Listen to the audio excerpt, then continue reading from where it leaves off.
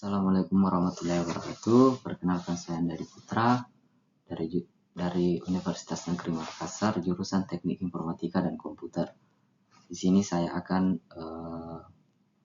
diberikan tugas presentasi untuk mata kuliah kewirausahaan. Materi saya itu adalah kreativitas dan inovasi produk, di mana diketahui kreativitas dalam berpikir kreatif merupakan kemampuan untuk mengembangkan ide-ide baru dan cara-cara baru dalam pemecahan masalah dan menemukan peluang atau thinking new thing. Sedangkan inovasi ini merupakan aplikasi dari pengetahuan untuk menghasilkan pengetahuan yang baru. Daker 1993, tidak ada cara pintas dari literatur yang mengilustrasikan pentingnya ilmu pengetahuan, inovasi dan kreativitas dalam rangka menghasilkan pekerjaan perusahaan yang prima atau yang dikemukakan Chow dan Pucik 2005. Kreativitas ini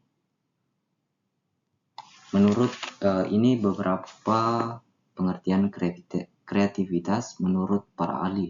Yang pertama ada Friedman 1982 yang mengemukakan kreativitas adalah kemampuan untuk memahami dunia, menginterpretasikan pengalaman dan pemecahan masalah dengan cara baru dan asli.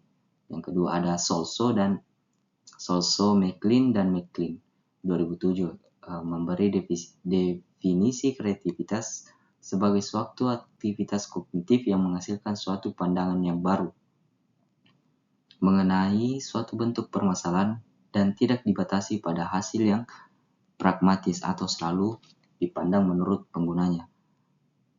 Yang ketiga itu ada Guilford 1970.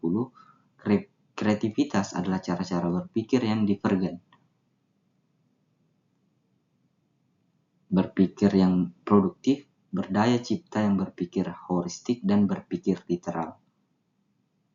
Yang terakhir itu ada kreativitas. Kreativitas adalah inisiatif terhadap suatu produk atau proses yang bermanfaat, benar, tepat, dan bernilai terhadap suatu tugas yang bersifat heuristik daripada algoritmatik yang dikemukakan Dollinger 1995. Nah, ini ada jenis-jenis inovasi. Jenis-jenis inovasi yang pertama itu ada inovasi breakthrough. Inovasi yang sangat unik ini biasanya digunakan untuk bentuk awal untuk memperkuat suatu area yang sedang dikembangkan.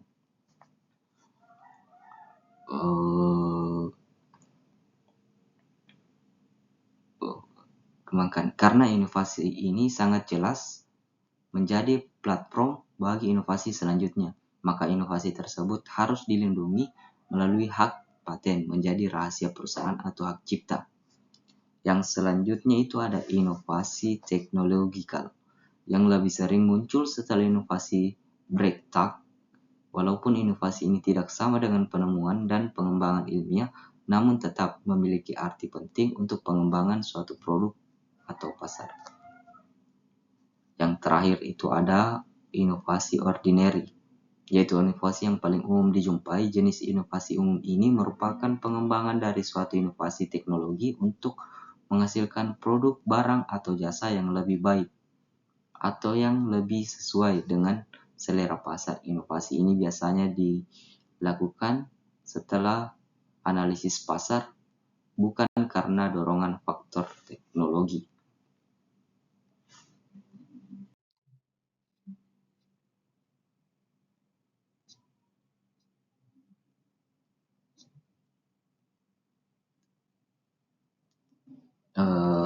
Selanjutnya itu ada teknik scamper dalam inovasi bisnis. Salah satu cara yang digunakan dalam menemukan inovasi bisnis adalah dengan cara metode scamper.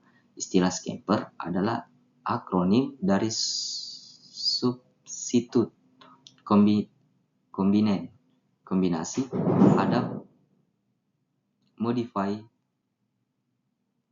put to another as, eliminate, eliminasi reverse metode Scamper ini merupakan salah satu teknik brainstorming, ide yang biasa digunakan bersama tim untuk mengembangkan dan meningkatkan produk atau layanan dengan menjawab 7 jenis pertanyaan. Adapun 7 metode menjawab pertanyaan dalam pengembangan meningkatkan produk. Yang pertama itu strategi pengembangan produk dengan substansi. Temukan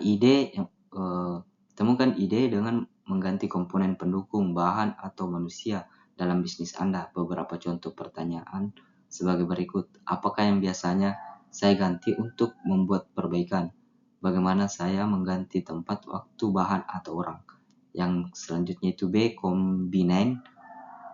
Kombinan ini merupakan mengembangkan ide dengan mengkombinasikan atau menggabungkan ide atau produk-produk. Beberapa contoh pertanyaannya itu ide bahan, fitur, proses, orang, produk, atau komponen yang dapat saya gabungkan. Yang ketiga itu ada adapt. Dalam langkah ini Anda dapat mengubah dan menyesuaikan produk. Beberapa contoh pertanyaan untuk menemukan apa saja yang perlu diubah dan disesuaikan. Itu yang pertama, bagaimana dari produk yang dapat saya ubah. Yang kedua itu bisakah saya mengubah karakteristik komponen. Yang ketiga itu ada strategi modify.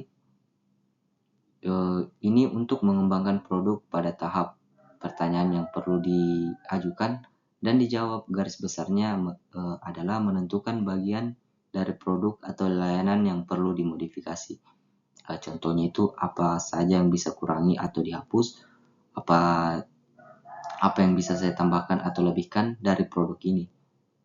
Yang ketiga itu ada pivot to another us. Itu merupakan fokus dalam pertanyaan, bagaimana memanfaatkan benda atau hal untuk pengguna lainnya. Contoh pertanyaan yang dapat membantu adalah sebagai berikut.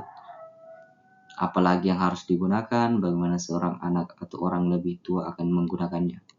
Yang terakhir itu, yang selanjutnya itu ada eliminasi. Ini fokus dari jenis pertanyaan ini menghilangkan, mengurangi, atau menyederhanakan sebagian dari elemen-elemen produk. Contohnya itu apa yang saya hilangkan tanpa mengubah fungsinya. Atau dapatkah saya mengurangi waktu atau komponen? Dan yang terakhir itu ada reverse. Ini tahap akhir strategi pengembangan produk. Tahap akhir dari metode Scamper, kita perlu untuk mengatur ulang produk atau layanan. Contoh pertanyaan yang biasa dikemukakan itu, apa yang dapat saya atur ulang dalam beberapa cara? Dapatkah saya menukar komponen, pola, atau tata letak? Atau dapatkah saya mengubah kecepatan atau jadwal? Mungkin itu saja dari saya. Wabillahi taufiq walhidayah. Wassalamualaikum warahmatullahi wabarakatuh.